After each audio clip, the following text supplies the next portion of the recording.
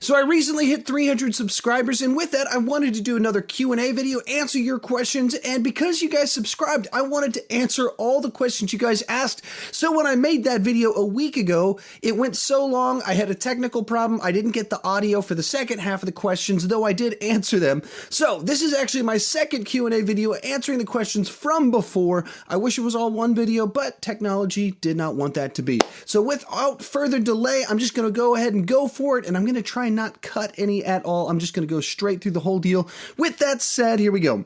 Rich Reviews asks, have you ever walked out of a movie? If not, what is the closest you have come to walking out?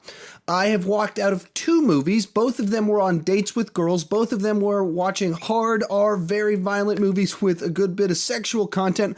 The first one, I took a girl on a date to go see American Psycho, which is that's not like a good way to set the mood, to be romantic, to, give off a good vibe, to be like, hey, watch this movie about a guy that goes on dates with people and then kills them. Probably not your best strategy. So we got 30, 45 minutes into it.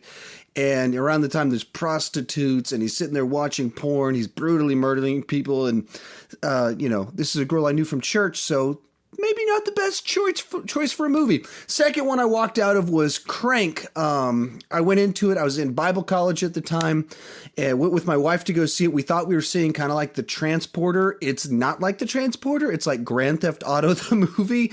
And so, we got, once again, 30 minutes into it and we're just like, let's not do this. So I've since rewatched both of those movies, finished them, enjoyed both of them enough. I don't love either one of them, but I have finished them. So those are the 2 movies I have walked out of. He also asks, people often talk about the best James Bond film, but here's a question. What are the worst James Bond films? Also, which ones do you find overrated and underrated? So I'll just even answer the first piece in there. So as for best James Bond, I would go with Casino Royale. I think that's just such a well-rounded movie that works on so many levels. The worst James Bond movies, I'm going to go with the Roger Moore films. I just don't like any of those ones. None of those connect with me. I guess I could see how some of them are better made than others. And you see his last ones, like A View to Kill. I mean, if you're trying to pick the worst, I mean, stuff like A View to Kill, where he's 60 years old, still hitting on girls in their 20s. And I mean, just creepy, weird, not good, campy in the bad way. So I'd go with the Roger Moore ones. Underrated, I would go with Timothy Dalton. I really like both of his films. Both growing up when I watched them, around when they first came out, I didn't see them in the theaters, but around when they first came out and they started to show up on TNT, TBS, those were my favorites until GoldenEye came out.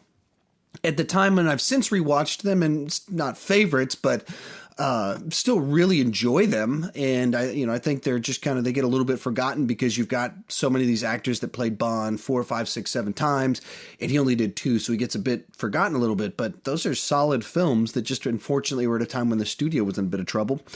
And for overrated, I would go with the Sean Connery ones. I know you're not supposed to say that, but for what they were at the time they came out, of course, they're extremely important. They're huge pieces of cinematic history. They're still fun, thrilling, exciting. But if you evaluate them based off modern movie standards and how funny, action-packed, the structure of the story, the dialogue, the way things are framed, things like that, they just don't really hold up as much as people would like to think they do. There's things in them that are pretty bad that, if you evaluate them based off the standards that we evaluate the modern ones, they have problems. And I think we should be honest and not just watch past movies with rosy-colored glasses on. Next question.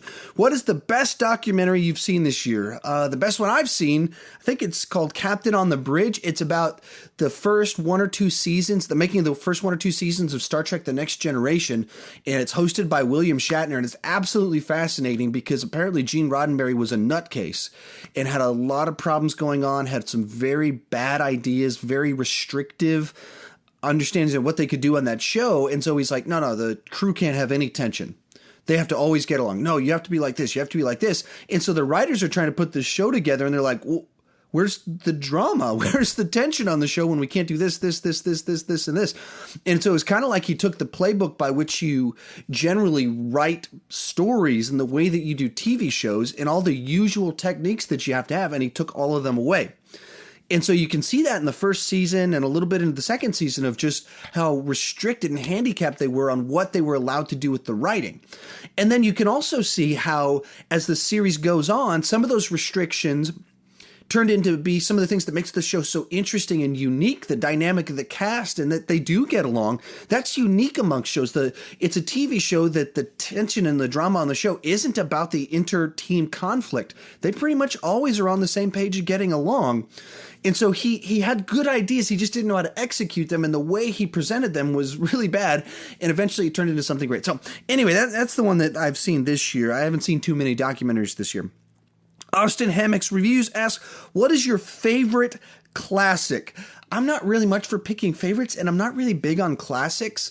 Somewhat for the reason I mentioned before with the Sean Connery James Bond films, of a lot of them, if you evaluate them based off modern filmmaking standards, they don't hold up the way people claim they do. People view them with nostalgia. They view them kind of with sort of this romanticized view of the past, and they have problems. They aren't structured perfectly, but we just look back on them with a special tint on them. Like the Magnificent Seven. I watched the original one right before the new one came out, and there's a scene at the end of it where a character dies. A lot of the guys die in it. And the way it unfolds, the scene starts and there's like two people standing there and the guy, it just feels so much like a scene from a play. It's not cinematic at all. It's structured in a way that you would film a play. The dialogue is like that of a play. And it feels very much like they're just doing a bookend to a section of dialogue they established earlier, and so then they have the obvious payoff to that. Now there's character development in it, and it's a powerful scene, but it's structured in a way that is not good cinematic filmmaking. It's very forced, it's very by the numbers, and it's very much like a play, not like a movie. But people, no, it's a classic, it's so much better than this new one. Well, I mean, there's things that are better about it, and there's things that are better about this new one. So all that to say, if I have to pick something, I will just go with Clint Eastwood spaghetti westerns, the Sergio Leone ones, Fistful of Dollars for a Few Dollars More, and The Good, the Bad, and the Ugly. That's what I would pick if I had to pick, but only because you're telling me I have to pick, and so that's something that I actually do enjoy. I enjoyed back then, I enjoy now, and I think still holds up as cinematic. It doesn't feel like they're on a small stage. I mean, still beautifully shot. If I have to pick something. CODY LEACH asks, what is one movie most people dislike that you constantly find yourself defending? On the flip side, what is a movie everyone raves about that you dislike? So I'll start with the second part. I've said this many times before, but I don't particularly care for Lord of the Rings or Harry Potter. And I mean, I don't trash them. I'm not going to tell you you're crazy for liking them. They just don't resonate with me. And Lord of the Rings in particular, I don't have any big criticisms of it. I couldn't complain about anything in particular. It just doesn't resonate with me like it does with other people. Harry Potter, however, I do have some issues with it in some of the story structures and kind of the world building of they create a whole bunch of stuff that's really fanciful and fun to be in. But there's a certain point where you start, especially as the things mature and the stakes getting higher and higher, where the silliness of the early movies and the world they've built doesn't hold up so well when you're like, why are all these adults so incompetent? Voldemort's this guy that's never there. He appears on the back of a guy's head or in a different person. And then he appears at the end and people just point at each other. And then there's ray beams. There's problems that I actually see there. But speaking of Harry Potter and how great it is, coming up in the next week or so, a video with me partnering with Tyler Tompkins will be up where we rate all 8 of the original films. We'll have some back and forth dialogue. He loves Harry Potter. I do not love Harry Potter. So I think we'll have some interesting dialogue as you've got the fan and the non-fan going back and forth, and we'll see what comes. I think that'll be pretty great. Next part of that one was I think I tend to be a pretty balanced movie reviewer, so I'm not someone that tends towards extremes. So even though I don't like Harry Potter and Lord of the Rings, I wouldn't trash it for being terrible. And likewise, when people don't like something, or if I like something that most people don't like, I think I'm pretty good at being like, I mean, I get it. So I tend to defend Batman v Superman, Zack Snyder, Man of Steel. Like, I would defend those. There's things about those I would try and tell you why they're good and they're not awful. At the same time, I get it. I'm not confused why people don't like those. Those are the types of ones where I feel like I'm more on the defensive. If I'm going for a cheaper answer, I love Steven Seagal, Jean-Claude Van Damme, kind of all those 80s, 90s action movies, low budget martial arts stuff. So I would defend that stuff and try and convince people it's better than it is. But I get it. Like, I'm not confused as to why people think that stuff is awful. I'm not going to say your name right. We've interacted a good bit on YouTube, so I'm sorry about this. But Matic Valentan, I hope I pronounced that right. What's your biggest movie guilty pleasure? I don't really feel guilty about liking a movie. If I like something, I like it. So I'm not going to feel guilty about that. But I get the idea of it. There's movies that, it's not my proudest moment that I'm into. And generally mine would be kind of romantic comedies, kind of especially that 1995 to 2005, that golden age of romantic comedies where, there's a whole bunch of them. So just While You Were Sleeping, How to Lose a Guy in 10 Days, Sweet Home Alabama, 13 Going on 30. I mean, just those movies that have very likable, charismatic leads. You get a, attractive girl and attractive guy. They're both fun. They're both charming.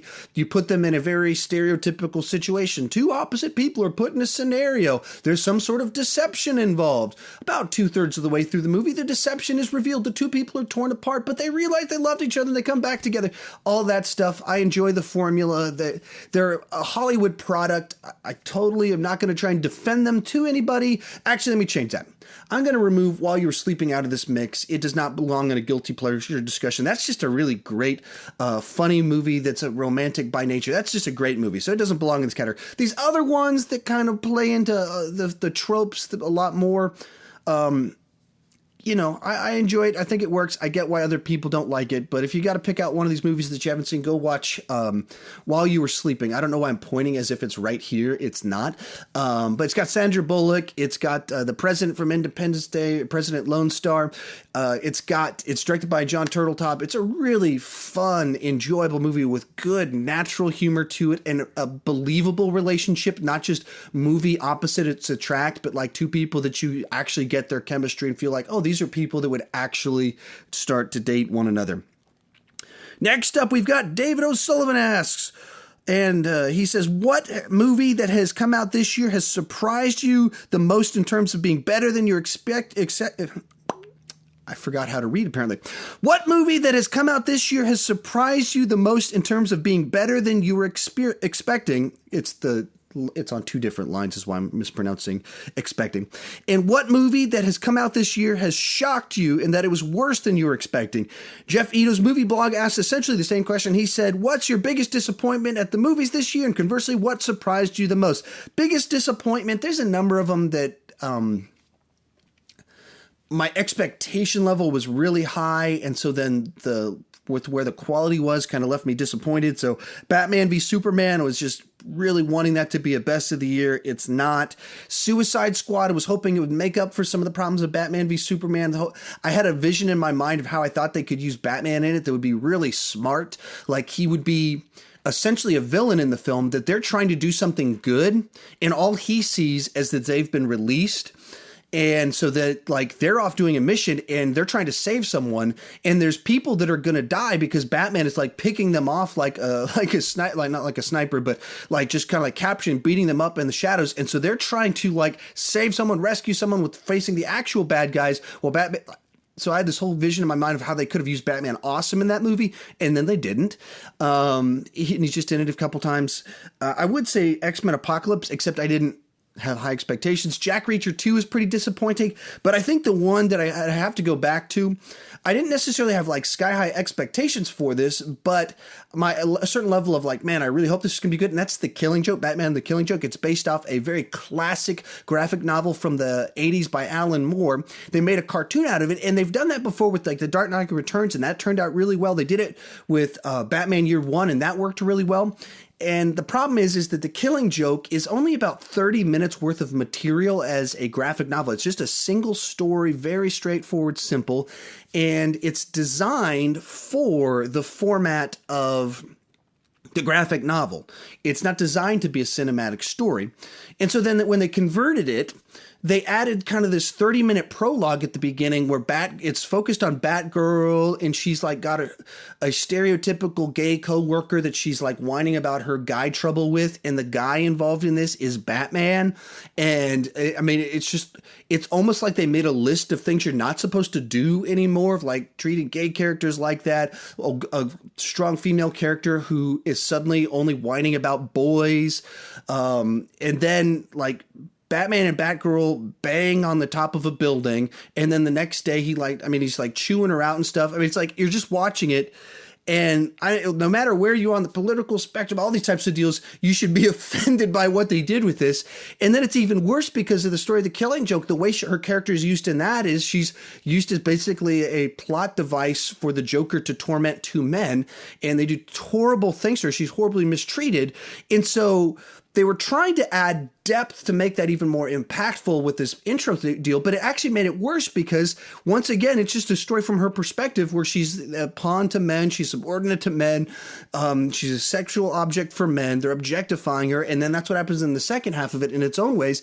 And so it's just a horribly ill-conceived idea. I mean, you should be offended if you're a hardcore feminist, you should be offended if you're super conservative Christian with the way they treat it, like wherever you fall.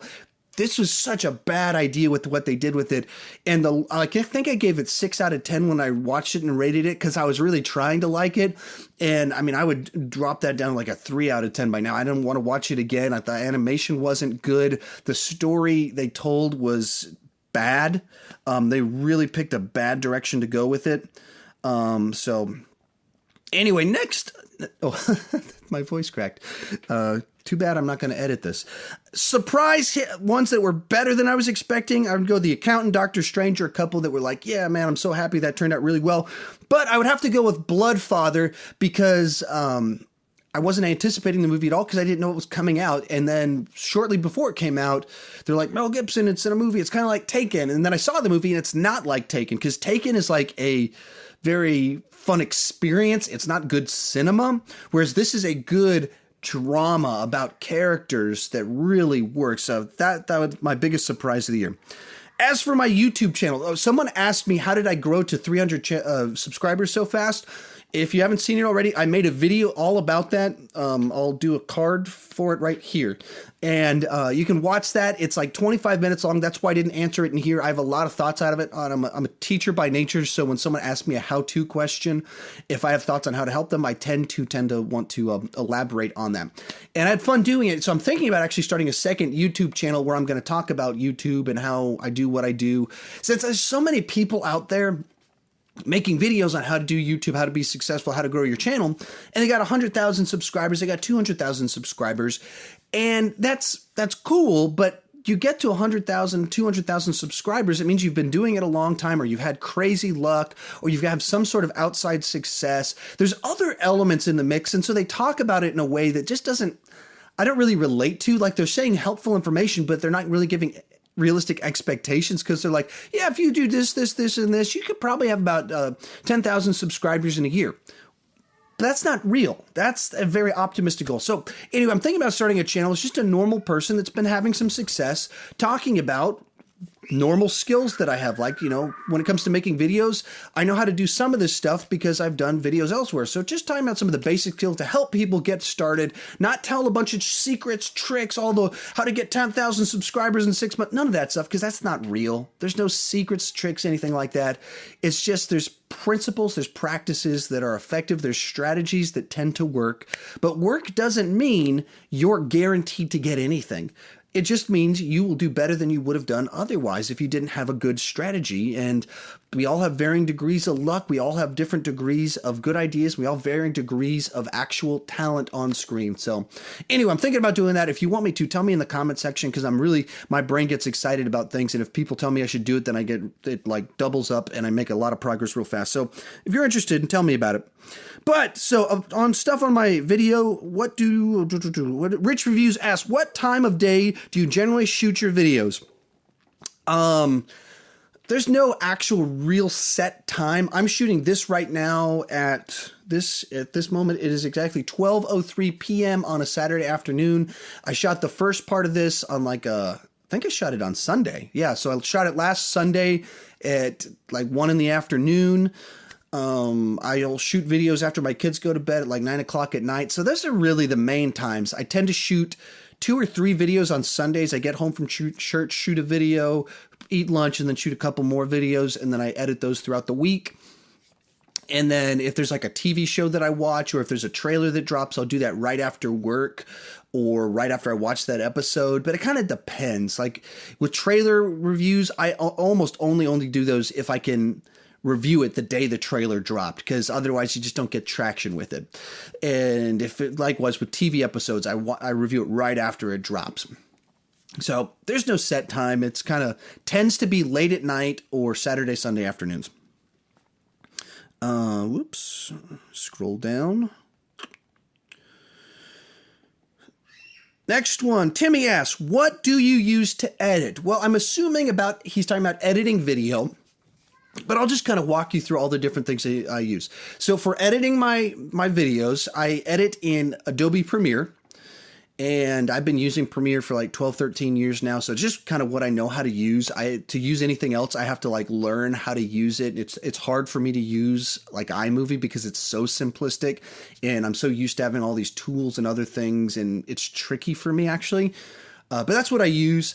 My intro graphic and my outro, the moving futuristic-y 80s stuff, I designed that in After Effects. Likewise, when I've done videos where I've had cool video shots and stuff, I did all that in After Effects.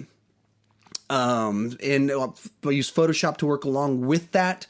And I made that from scratch, but I used a tutorial, so it's not like I'm a brilliant guy with After Effects. But I do know how to use it. I program the music for my intro and my outro in Logic. And I do my thumbnails in Photoshop. So really, the Adobe suite plus Logic X for music. With all that said, hey, I'm always looking for additional work. If you want someone to program some royalty-free music for you, talk to me. You can send me a message on YouTube, and I would be very interested in making some music for you or editing some thumbnails or whatever else you might want to do if you're willing to give me money. So that's to plug myself and to make money. Rich Reviews asks our final question of our Q&A session. Should Gotham move to the CW, but would the CW risk becoming the DC channel? I would say the CW is pretty clearly already the DC channel, so that's not the fear. That's not why I would say don't do that. And I don't think that's a bad idea. Even that's not a negative thing, even to have that reputation, because it means they have access to everything. Is really what that means. There's no studio trouble. There's no deals that have to be cut. They can just do whatever they want to do for the stories they want to tell. But should Gotham move to CW? There's no benefit in it to me. I don't see anything positive that would come from it. What the CW does well wouldn't work on Gotham. And the problems with Gotham aren't things that the CW would fix. And just from the standpoint of, do these two worlds mesh? Could you bring Gotham into the Arrowverse? I wouldn't want that. There wouldn't be a point to it. Where things are at in Gotham, it's not like we would have our Batman that we would want. There's just not something that would mesh well, that would make any sense, that you would get any benefits out of those two universes colliding. The tones don't match at all. Gotham has a very, very unique, niche, distinct, dark, bloody tone where, there's really violent episodes where, Penguin kills some kids and then has the mom eat them and stuff like that. That's really dark, depressing. And they just put it in there casually, and then it's campy at the same time. So I just don't think the tones mesh. I don't think it would help anything. I'd be perfectly fine if, they could cut a deal to have the Batman universe on Arrowverse. I'd be cool with that. That'd be awesome, especially once you can move Batman into it, and then you get Superman, and we get more TV shows. And sure, I'd be fine with all that. That'd be cool. I've always thought, and I've said it in many videos, I think Batman lends himself much better to television than to movies. You could make great movies with Batman, but a lot of things you can do with the Batman character get lost with movies because it has to be a blockbuster. It has to be spectacle. So you don't get great mysteries. You don't get a lot of his rogues gallery because he has such a broad and large rogues gallery that are very interesting that you can do that in a, you know, like a Netflix type series. I think would be great for Batman. But, you know, anyway, that's kind of a tangent. All that to say, nah, you know, Gotham can stay on Fox. I don't, you know, I watch it. I wouldn't be bothered if it was canceled because it doesn't really offer much to me. It's just good enough for me to pass some time. I'm interested just enough, but these two universes don't really mesh. So thank you guys so much for watching this. I think I am going to go ahead and not edit this at all. I'm going to leave in cracked voice, staring at my phone and everything. I really appreciated that you guys actually spend the time watching my videos, would actually care about my opinion on all these questions, and that we've made it to, I think I'm 311 subscribers at the time of the shooting of this video, and that's awesome, and that is all because of you guys, that you would actually spend the time paying attention. So please join me in the comment section. Let's have a lively discussion about something I talked about in here. If you want me to make some videos about how I do YouTube stuff and kind of go more in depth on stuff and talk, but more in particular, tell me. I'm very interested in starting another channel. And as always, thank you so much for watching.